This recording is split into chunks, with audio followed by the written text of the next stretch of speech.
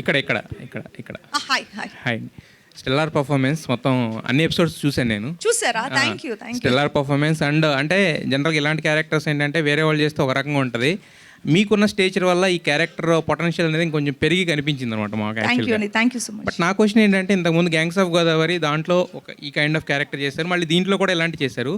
అంటే ఇలాంటి క్యారెక్టర్స్ ఎప్పుడైతే ఒక సక్సెస్ఫుల్ అయినాయో స్టీరియో టైప్ అనేది మీకు తెలిసి ఇండస్ట్రీలో ఇన్నాళ్ళ నుంచి ఉన్నారు కాబట్టి ఇప్పుడు 50 సినిమాలు మీరు వేరే వేరేగా చేసుకుంటూ వచ్చారు. బట్ ఇలాంటి 2 మీరు హిట్లు కొట్టేసరికి ఏముందంటే నెక్స్ట్ ఇలాంటి క్యారెక్టర్స్ ఆఫర్ చేస్తారు కదా, ఇది యాక్సెప్ట్ చేసేటప్పుడు మరి అలాంటి ఇన్హిబిషన్ ఏమి రాలేదా మీ మైండ్లో? ఏం లేదా? ఎందుకంటే అది చేశారు, at the same time back to back కూడా రిలీజ్ అయినాయి కదా. సో అలాంటిది మీ మైండ్లోకి రాలేదా థాట్ అనేది? లేదు, యాక్చువల్గా టైం పీరియడ్ డిఫరెంట్ అండి. అంటే ఇప్పుడు మేము బహిష్కరణ స్టార్ట్ చేసి చాలా రోజులైంది. సో దాని తర్వాత నేను గ్యాంగ్స్ ఆఫ్ గోదావరి చేశాను. సో గ్యాంగ్స్ ఆఫ్ గోదావరిలోని ప్రాస్టిట్యూటే, కానీ దానికి దీనికి మీకు చాలా డిఫరెన్స్ ఉంటుంది. మీరు చూసారంటే క్యారెక్టర్ ఆర్క్లోనే డిఫరెన్స్ ఉంటుంది.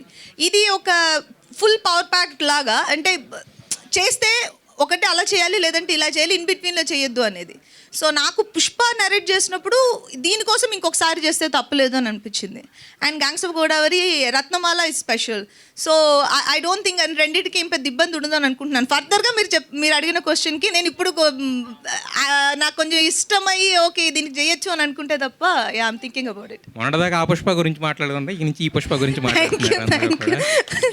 అయితే ముఖేష్ గారు మీ టేకింగ్ కానీ మీ హార్డ్ వర్క్ అదంతా కనపడింది సిరీస్లో. బట్ నాకు అనిపించిన ఒక చిన్న విషయం ఏంటంటే రవీంద్ర విజయ్ గారు ఆయన పర్ఫార్మెన్స్ కుమ్మేశారు, బట్ ఆయన వాయిస్ అంటే మీరు కావాలని తీసుకున్నారు, అదే ఎక్కడో ఒక చిన్న ఇదిలా అనిపించింది. అది కావాలని పెట్టిందా లేదంటే ఎలా ట్రై చేశారు అనేది ఒక చిన్న డౌట్. దీని గురించి క్లారిటీ ఇస్తానండి. రవీంద్ర విజయ్ గారు సెలెక్ట్ చేసుకున్నప్పుడు రీజను కిన్నర్ సానిలో లాస్ట్ ఒక చిన్న డైలాగ్ ఉంటుంది, మీరు ట్రైలర్లో చూస్తే. సో అది నన్ను చాలా ఇంపాక్ట్ చేసింది. అండ్ దెన్ సెకండ్ పాయింట్ ఏంటంటే పర్ఫార్మెన్స్ వైజ్ నేను ఇంకా చెప్పాల్సిన అవసరం లేదండి సార్ గురించి, extraordinary. And then dialogues point.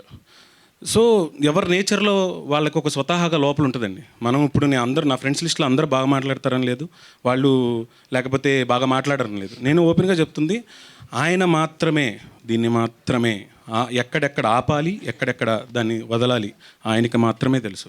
నేను చెప్పించవచ్చు సేక్ ఆఫ్ అదర్ థింగ్, కానీ నేను ఫుల్ సాటిస్ఫాక్షన్లో ఉన్నాను. ఎందుకంటే ఆ డెసిషన్ తీసుకుంది నేనే, 100% దానికి జస్టిఫికేషన్ చేశారని నేను నమ్ముతున్నాను. ఎప్పుడు ఒకే కోణంలో చూడకూడదండి, ఇంకొక అదర్ పర్స్పెక్టివ్లో కూడా చూడాలి. ఆయన ఇచ్చే పాజ్, ఆయన ఎక్కడ దాన్ని పట్టుకొని ముందరకు తీసుకెళ్తారు, ఎక్కడ మాట్లాడతారు, అది నాకు వేరే వాళ్ళతో రాదనిపించింది. అండ్ 100% నాకు దాంట్లో డౌటే లేదండి. సో జస్టిఫికేషన్ చేశారని నాకు అనిపించింది. సో దాంట్లో డౌట్ లేదు. రవీంద్ర గారు, సార్ మీరు ఇప్పుడు వరకు ఇటువంటి రోల్ చేయలేదు. అవును, టిపికల్ రోల్. ఎందుకంటే ఊర్లో గ్రామ పంచాయతీల్లో ప్రెసిడెంట్ పాత్ర, ఆయన రెఫరెన్స్ కూడా రావు గోపాలరావు గారితో ఎవరిదో చెప్పుంటారు. అవును. ఆ రెఫరెన్స్ వీడియోలు చూసి చేయటం అనేది ఎలా అనిపించింది? First of all reference video నేను చూశాను, కానీ ఆయనలాగా పర్ఫామ్ చేయాలని ఆ కారణం కోసం చూడలేదు. నా మెమరీ కూడా చాలా తక్కువే, సో చూసి మర్చిపోతా.